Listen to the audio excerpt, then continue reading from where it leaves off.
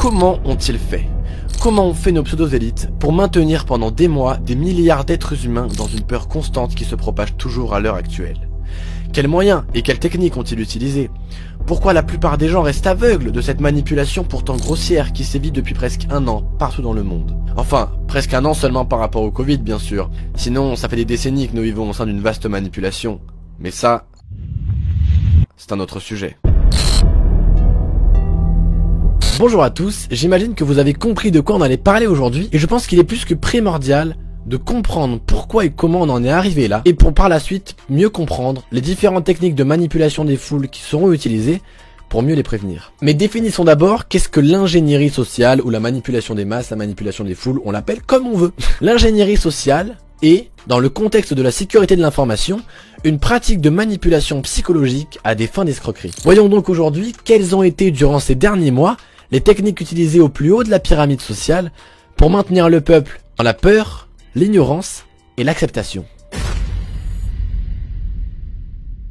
La première grande stratégie d'ingénierie sociale, c'est la distraction. En effet, notre vie à tous s'est remplie de distractions. Cinéma, jeux vidéo, séries, smartphone, il y en a plein. Et lorsqu'on se distrait sur un jeu vidéo ou devant un bon film, on rentre dans un état d'hypnose. En état d'hypnose, on met de côté notre cortex préfrontal qui nous permet d'intellectualiser et donc d'effectuer des actions en réfléchissant et non de manière répétitive et mécanique comme on le ferait en état d'hypnose. Et aujourd'hui, le monde entier est littéralement sous hypnose, en permanence occupé par les distractions quotidiennes, notamment les jeunes avec les réseaux sociaux, la télé-réalité, les séries, etc. Car oui, qui est-ce qui a fait des révolutions dans le passé? Mai 68 par exemple. Bah les jeunes. Alors quoi de mieux pour nos élites politiques qu'une masse de jeunes complètement hypnotisés pour leur imposer des restrictions liberticides? La stratégie de la distraction consiste donc à détourner l'attention du public des problèmes importants et des décisions politiques de nos dirigeants grâce à un déluge continuel d'informations et de distractions inutiles. Jim Morrison, chanteur et poète américain, a d'ailleurs dit « Qui contrôle les médias, contrôle les esprits ». Je vous laisse réfléchir là-dessus. La stratégie de l'action, réaction, solution, ou encore créer un problème et puis proposer la solution. Donc on crée d'abord un problème. Par exemple, le gouvernement organise un attentat dans son propre pays. Oui, ça arrive, bon. Le gouvernement crée un attentat et puis propose la solution. Plus de contrôle, plus de caméras de surveillance pour prévenir les attentats, plus de contrôle social finalement. Avec toujours le même argument, celui de la sécurité. Aujourd'hui, la France est truffée de caméras de surveillance de partout, donc beaucoup à reconnaissance faciale. Et ça fait peur, ça, quand même. Il y a beaucoup de contrôle, il y a l'armée qui est déployée massivement partout dans le monde. Enfin bref, on se fait contrôler de plus en plus chaque année, sans s'en rendre vraiment compte. Autre exemple, avec le Covid, on crée un virus, et puis on propose le vaccin, la sainte solution. Et comme tout le monde agit dans la panique, dans le stress et dans la peur, bah on se pose pas de questions et on prend la solution. Et en fait, avec ce procédé d'action, réaction, solution à sens unique, on crée une société de plus en plus contrôlée, sans qu'elle s'en rende compte, car elle ne sait pas qui est derrière tout ça. Et surtout, elle ne se doute pas que quelqu'un soit derrière tout ça. Le fait de créer un problème et de proposer la solution est donc une technique très efficace qui est de plus en plus utilisée dans notre société pour imposer plus de restrictions et le public, ignorant, les accepte.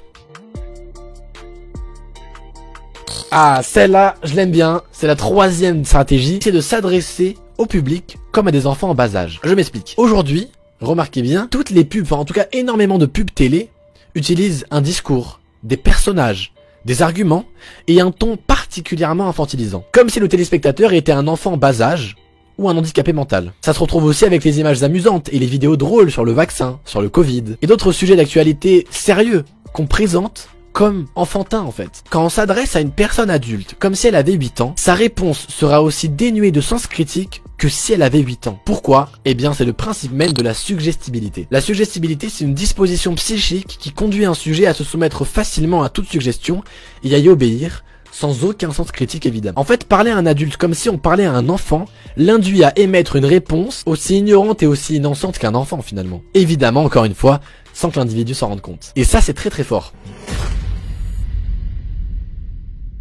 Quatrième stratégie d'ingénierie sociale, s'adresser à l'émotionnel plutôt qu'à la réflexion. Et alors là, on est en plein dedans. Ça fait des mois que les médias, que la presse, que les réseaux sociaux répètent sans arrêt au monde entier la dangerosité, les morts et les contaminations liées à la Covid-19. Comme ça, ils instaurent une peur grandissante au sein de la population, ce qui court-circuite tout esprit critique. Parce qu'en fait, le spectateur, il ne se pose plus de questions sur les informations qui lui sont communiquées et il avale tout sans aucun sens critique. Parce que l'humain réagit à ses émotions bien plus qu'à sa réflexion. Quoi de mieux qu'un peuple tenu par la peur pour faire ce qu'on veut de lui? En plus, le registre émotionnel permet un accès à l'inconscient humain, et donc permet d'y implanter des idées, des désirs, des normes, et bien sûr des peurs. C'est tout simplement la fabrique du consentement. D'ailleurs, Nicolas Machiavel, penseur humaniste de la Renaissance, a dit à juste titre: celui qui contrôle la peur des gens devient le maître de leurs âmes. Et je vous laisse réfléchir là-dessus. Maintenir le public dans la bêtise et dans l'ignorance. C'est assez simple et ça passe principalement par notre éducation. L'histoire qui nous est racontée tout au long de notre scolarité est soit fausse, soit volontairement incomplète. On nous raconte une histoire de méchants et de gentils qui se font la guerre. C'est gentil, mais elle est où la vérité dans tout ça? Parce qu'on nous dit pas qui a financé les guerres, quelles ont été les réelles causes des guerres, qui les a planifiées, quels étaient leurs réels objectifs. Mais alors pourquoi est-ce qu'on nous raconte une histoire complètement biaisée? Tout simplement parce que si on nous racontait la vérité telle qu'elle est, il y aurait une trop grosse prise de conscience de la part de la population. Il y aurait des révoltes contre le système en place. Et ça, évidemment, l'élite n'en veut pas. Il y aurait la volonté de construire un nouveau système, pas dirigé par des banques qui esclavagisent la population et les mettent en dette, pas dirigé par des lobbies pharmaceutiques qui nous vendent des médicaments empoisonnés à effet secondaire, pas dirigé par une assemblée nationale dans laquelle 50 des 580 députés sont présents et votent des lois plus que discutables à 3 heures du matin. Non, un système plus horizontal et moins pyramidal comme aujourd'hui. Mais encore une fois, les élites, elles en veulent pas du tout. Parce que ces élites veulent continuer à imposer un contrôle sur la population. Et ce qu'il faut retenir, c'est qu'on empêche aux gens de connaître leur passé pour qu'ils ne puissent pas comprendre leur présent. Voilà comment maintenir un peuple dans l'ignorance. Aussi, après l'école, chacun se spécialise dans un domaine et devient même excellent dans son domaine, mais n'a pas d'analyse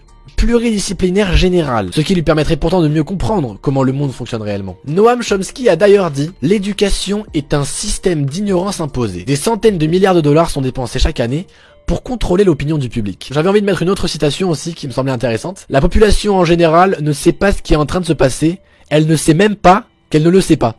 Et sans parler de l'éducation, les distractions abrutissantes comme la télé-réalité, les réseaux sociaux, les vidéos drôles et un nombre d'informations trop grand, inutiles et contradictoires alimentent l'ignorance et la bêtise du peuple. Celle-là, elle est assez incroyable. Remplacer la révolte du peuple par la culpabilité. C'est-à-dire qu'on va faire croire à l'individu qu'il est le seul responsable de son malheur, à cause de l'insuffisance de ses efforts, de ses capacités, ou de son intelligence. C'est clairement ce qui s'est passé ces derniers mois avec le Covid. Si vous portez pas de masque, vous mettez en danger votre grand-mère. Si vous sortez pendant le confinement, vous allez contaminer les autres. Si vous vous faites pas vacciner, déjà vous êtes égoïste et en plus vous êtes un mauvais citoyen. Alors culpabilité.